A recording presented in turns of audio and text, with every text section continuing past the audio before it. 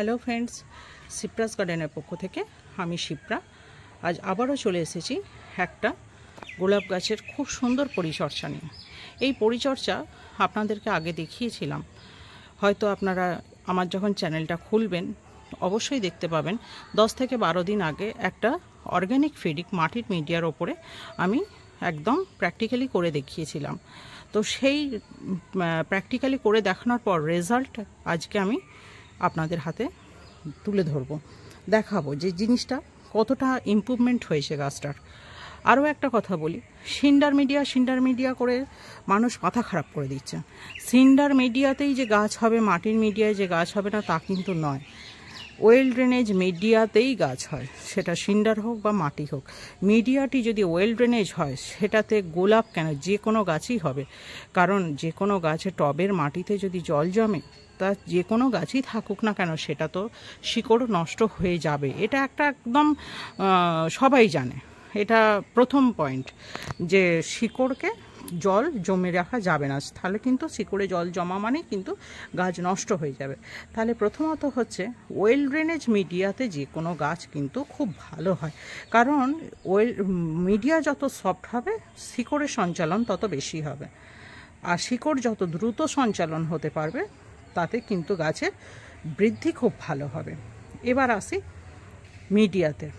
মিডিয়াটি ছিল মাটির media, feeding ছিল অর্গানিক ফিডিং। আমি একদম মিডিয়াটি দিয়ে দেখিয়ে দিয়েছিলাম। প্রচণ্ড তাপপ্রবাহ চলছিল, আমি বলেছিলাম কেমিক্যাল ফিডিং বন্ধ থাকবে, গাছটিতে এখন সপ্তাহে সপ্তাহে আমরা ফিডিং দেব বা 10 দিন অন্তর ফিডিং দেব অর্গানিক ফিডিং। তো সেই অর্গানিক ফিডিংয়ে রেখেছিলাম হাড়ের গুঁড়ো, শিং চাচা, সর্ষের খোল বা এই ভার্মি কম্পোস্ট, এই সমস্ত দিয়ে ডিকম্পোস্ট করিয়ে 1 থেকে 1.5 মাস আগে আমি ওটা এয়ারটাইট কন্টেনারে ভালো করে ডিকম্পোস্ট করে রোদ্দুরে শুকনো করে এয়ারটাইট কন্টেনারে রেখে দিয়েছিলাম। তা থেকে খুব বড় জোর 2 থেকে 2.5 চামচ আমি গাছের মিডিয়াটি হালকা করে খুশে দিয়েছিলাম। তা সেই রেজাল্টটা আজকে আপনাদের সামনে তুলে ধরব। দেখুন, এই ছিল হোয়াইট অ্যাভালাঞ্চ গাছ। এই হোয়াইট অ্যাভালাঞ্চের ওপরেই কিন্তু আমি কাজটা করেছিলাম। দেখুন কতটা ইমপ্রুভমেন্ট হয়েছে গাছটা। এই অর্গানিক ফিডিংও যে হয়, শুধু যে কেমিক্যাল ফিডিং সিন্ডার মিডিয়াতেই যে হয় তা নয়। প্রথমত দেখুন কটা ব্যাসাল ছাড়ছে, সেকেন্ডারি ব্রাঞ্চ হিসাবে ফুলের নোট 1, 2,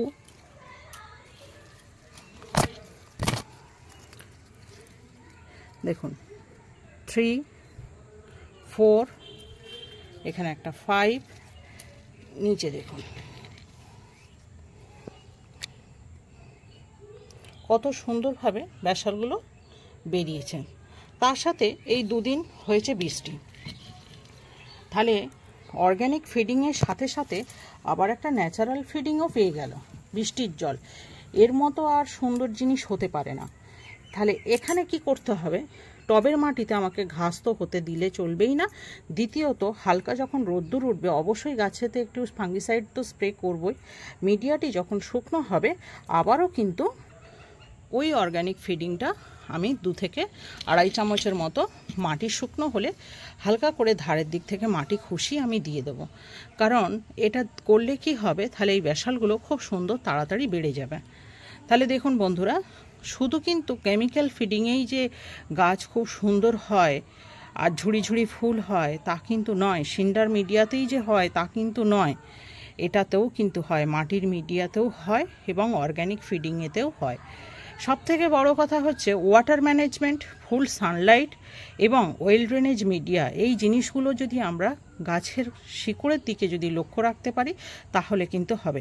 শিকড়ের দিকে লক্ষ্য বলতে কি, আমরা যদি অতিরিক্ত জল যদি না দিই, জলটা যদি বুঝে মেজারমেন্ট করে যদি দিই, সেটা যে কোনো গাছ, শুধু গোলাপ গাছ নয়, যে কোনো গাছে যদি দিতে পারি গাছটি কিন্তু সুস্থ থাকবে, সবল থাকবে। ঠিক টাইমে যদি আমরা জলটা স্প্রে করি, পোকার হাত থেকে, মাইটসের হাত থেকে, থিপসের হাত থেকে কিন্তু আমরা গাছটিকে রক্ষা করতে পারবো উইদাউট মেডিসিন।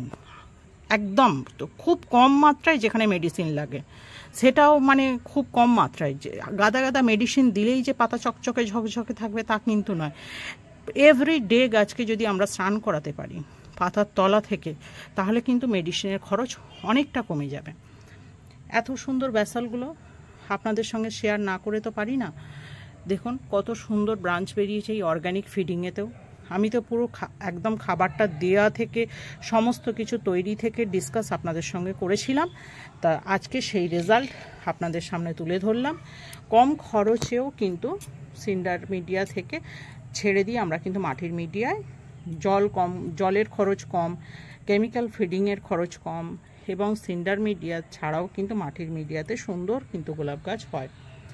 এবার আসছি আরও একটি গাছে। দেখুন এই গাছটি ছিল হোয়াইট অ্যাভেলেঞ্চ গাছ। খাবার দিয়েছিলাম, ব্যাসাল ছেড়েছে, খুব ভালো কথা। এরপর এর পাশে আছে মাহিরাজ। এই গাছটি দেখুন, এটাতে কিন্তু এখনও খাবার পড়েনি। এই গাছটিতে খাবার দিতে গেলে কি করতে হবে, র্যাপিড গ্রোথ নিতে গেলে কি করতে হবে, আমাকে আগে ফুলগুলোকে কেটে ফেলতে হবে। ফুলগুলোকে সুন্দর করে কাটবো, কাটার পর ঠিক গাছের গোড়াতেও কিন্তু এইভাবে এই অর্গানিক ফিডিংটা দেব। র্যাপিড গ্রোথ নিতে গেলে গাছে কিন্তু কোনো মতেই এই এত সুন্দর বড় বড় যে ফুলের লোভ করবো, ফুলগুলোকে রেখে দেবো, তা কিন্তু করলে হবে না। ঠিক সেই রকম হোয়াইট অ্যাভেলেঞ্চ গাছে যেমন আমার এতগুলো ব্যাসাল ছেড়েছে, তার সাথে কিন্তু ওপরে গাছে কিন্তু কোনো ফুল নেই, গাছটা গ্রোথ আছে। গাছে যদি ফুল থাকতো তাহলে কিন্তু এই ব্যাসালগুলো এত সুন্দরভাবে বৃদ্ধি পেত না। যদি ফুল থাকতো ব্যাসালগুলো খুব স্লো গ্রোথ হতো। অতএব যখন গাছে ব্যাসাল বেরোবে, তখন যদি কোনো গাছে এরকম ফুল থাকে, অবশ্যই কিন্তু ফুলগুলোকে কেটে ফেলবেন। তাহলে কাটলে কি হবে, ব্যাসালগুলো প্রচণ্ড পরিমাণে দ্রুত গতিতে ব্যাসালগুলো বৃদ্ধি পাবে। আর অবশ্যই কিন্তু জলে স্প্রে করতে ভুলবেন না। এই যখন নতুন ব্রাঞ্চগুলো আসে, অবশ্যই কিন্তু জলে স্প্রে করবেন, তাহলে কিন্তু ওরা আরও তাজা থাকবে, দ্রুত গতিতে আরও বৃদ্ধি পাবে। আজকে বৃষ্টি হলো, গতকাল বৃষ্টি হলো, কিন্তু এই বৃষ্টিটা না হয়ে কিন্তু প্রচণ্ড পরিমাণে চড়া রোদ্দুরটাও থাকতে পারত। সেই রোদ্দুর যদি থাকতো তাহলে কিন্তু আপনাকে এই ব্যাসালের ওপরে জল স্প্রে অবশ্যই করতে হতো।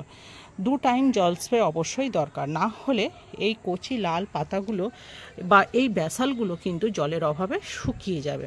অবশ্যই কিন্তু লক্ষ্য রাখবেন। আর যে সমস্ত বন্ধুরা আমাকে রিকোয়েস্ট করেছিলেন যে দিদি ফিডিং চার্টটা আর একবার দেবেন, অবশ্যই আমি দেব হিন্দিতে। অবশ্যই আমি চেষ্টা করব, হিন্দি বলতে পারি না, তবু আপনাদের ভালোবাসায় চেষ্টা করছি হিন্দি বলার। বা ভুল তো হচ্ছেই, ভুল হলেও আপনারা যে ক্ষমা করে দিচ্ছেন বা কোনো নেগেটিভ কমেন্ট করছেন না, এটা আমার খুব ভালো লাগছে। এই ভালোবাসাটুকু দিয়ে ভরিয়ে রাখুন, চ্যানেলকে এগিয়ে নিয়ে যেতে সাহায্য করুন। মাটির মিডিয়ায় অর্গানিক ফিডিংয়ের যে চারটি আমি বাংলার মাধ্যমে তুলে ধরেছি, সেটা আমি হিন্দি ভার্সানেও তুলে ধরবো।